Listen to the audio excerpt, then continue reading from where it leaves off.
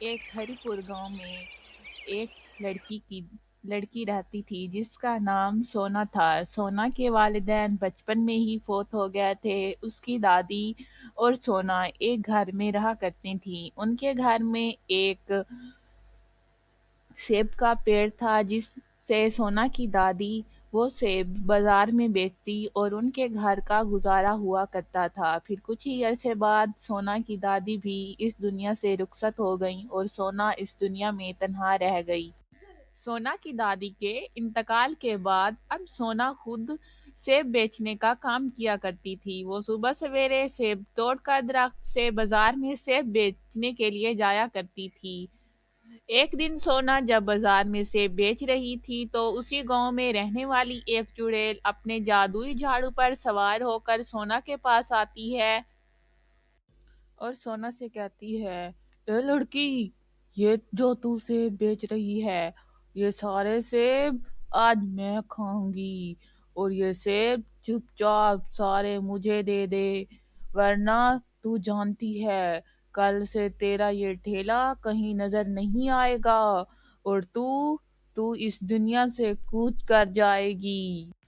یہ سن کر سونا ڈر جاتی ہے اور وہ سارے سیب اس چڑیل کو دے دیتی ہے، اور چڑیل وہ سیب لے کر وہاں سے رفو چکر ہو جاتی ہے۔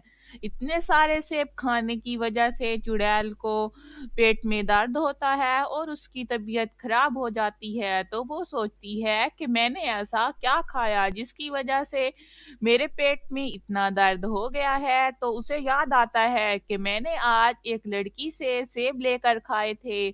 تو اگلے دن چڑیل سونا کے گھر پہنچ جاتی ہے اور سونا کے ساتھ بہت برا بھی ہوا کرتی ہے۔ وہ سونا کو اندھا کر دیتی ہے اور سونا سے کہتی ہے: لڑکی، تو نے مجھے اتنے سارے سیب کھلا کر میرے پیٹ میں درد کیا تھا نا، اب بھگت، اب یہ تو دیکھنے کے قابل ہی نہیں رہے گی تو کیسے جا کر تو سیب بیچے گی بازار میں۔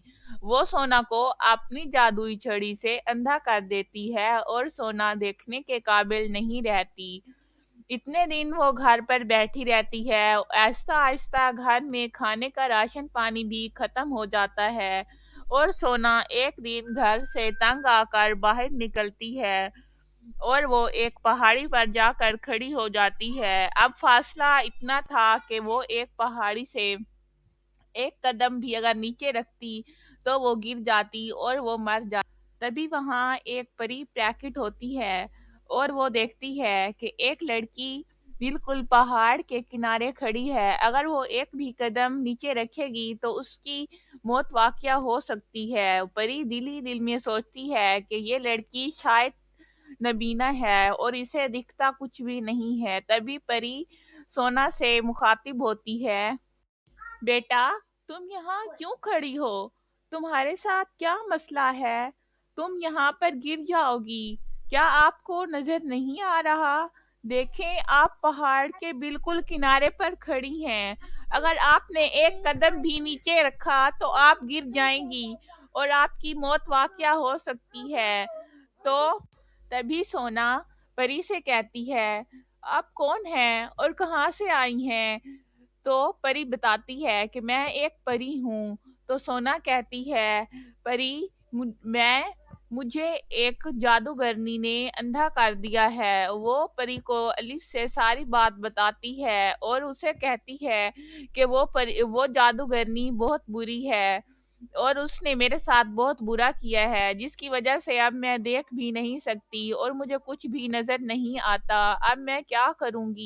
بیٹا، آپ پریشان نہ ہوں، میں آپ کو بالکل تندرست کر دوں گی اور آپ کی ساری مشکلات کو بھی حل کر دوں گی۔ یہ کہتے ساتھ ہی پری اپنی جادوئی شکتیوں سے سونا کو بالکل پہلے جیسا کر دیتی اور پھر پری سونا کے ساتھ اس کے گھر آتی ہے اور اس کے صحن میں موجود اس پیڑ کو جادوئی سیب کا گھر بنا دیتی ہے اور سونا سے کہتی ہے: اب تم اس سے اپنی ہر خواہش پوری کر سکتی ہو۔ یہ کہہ کر پری وہاں سے چلی جاتی ہے اور سونا ہنسی خوشی اپنے گھر میں رہنے لگتی ہے۔